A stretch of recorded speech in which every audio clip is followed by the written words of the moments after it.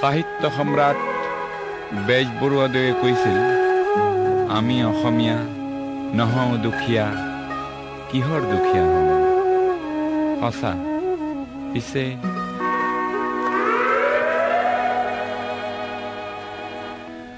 আমি অসমীয়া নহওঁ দুখীয়া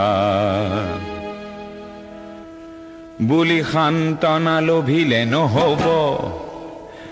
আজিৰ অসমীয়াই নিজক নিচিনিলে অসম ৰসাতলে যাব। আমি অসমীয়া নহওঁ দুখীয়া বুলি সান্তনা লভিলে নহব।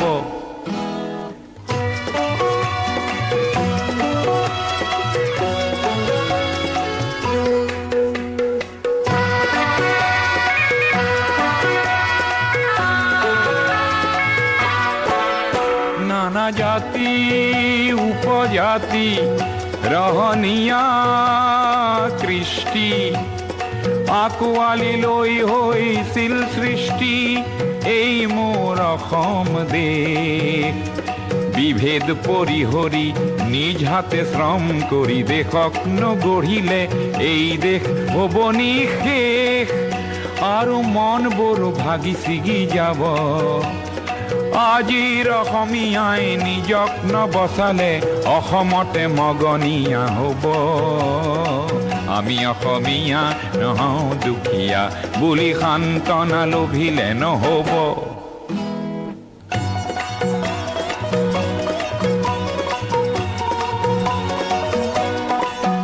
প্ৰতি অসমীয়াই কি কৰা উচিত উপদেশ দিবলৈ নাই লাচিত। ডাঙৰ নহয় দেশতকৈও মোৰ দুৰ্বল চিতিয়া মোমাইবোৰ বোলা হেংদানধাৰী লাচিত নেথাকিলেও আগুৱাই যাবই লাগিব। নহ'লে অসমীয়াই অসমৰ মাটিতে নিজেই ভগনীয়া হ'ব। আমি অসমীয়া নহওঁ দুখীয়া বুলি সান্তনা লভিলে নহব। অসম মৰিলে আমিও মৰিম বুলি ক'বলৈ কোনো যে নাই বুলি আজি কোনে কয়?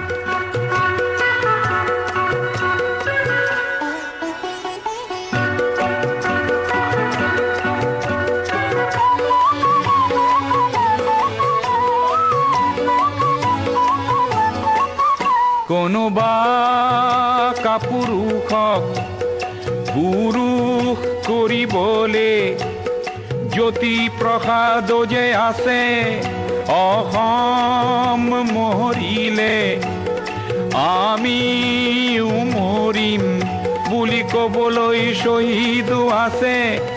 আজি অম্বিকাগিৰিৰ চিঞৰক হেজাৰে হাতে কামে নৱৰূপ দিব। আজিৰ অসমীয়াই সংগ্ৰাম নকৰিলে অসমতে ভগনীয়া হ'ব। আমি অসমীয়া নহওঁ দুখীয়া বুলি সান্তনা লভিলে নহব।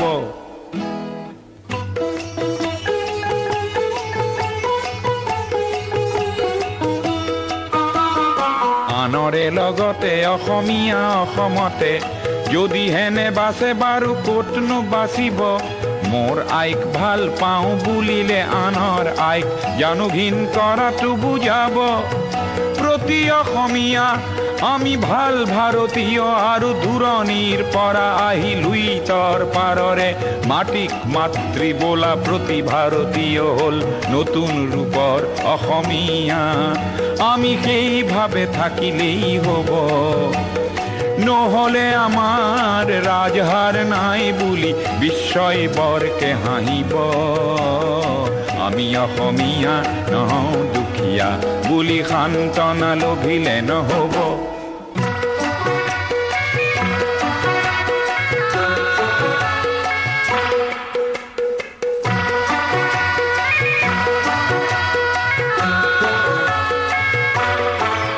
বিশ্ব প্ৰেম বিনন্দিয়া বুলি অনুভৱ কৰা প্ৰতিজন অসমীয়া তুমিওতো জানা এটি কথা আপন মাতৃৰ অশ্ৰু নমচিলে বিশ্ব প্ৰেম হ'ব বৃথা তুমি বিশ্বৰ শৰীৰত পংগু অংগ হলে বিশ্বই জানো ভাল পাব পৃথিৱীত জনমী সচেতন নহলে প্ৰাপ্য ঠিতাতে হেৰাব আমি অসমীয়া নহওঁ দুখীয়া বুলি সান্তনা লভিলে নহব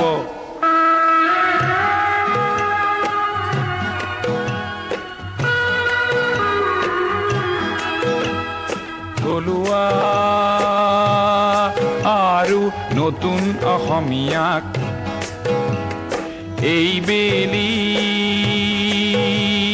সেৱা যাচিলৈ সোঁৱৰাব খুজিছো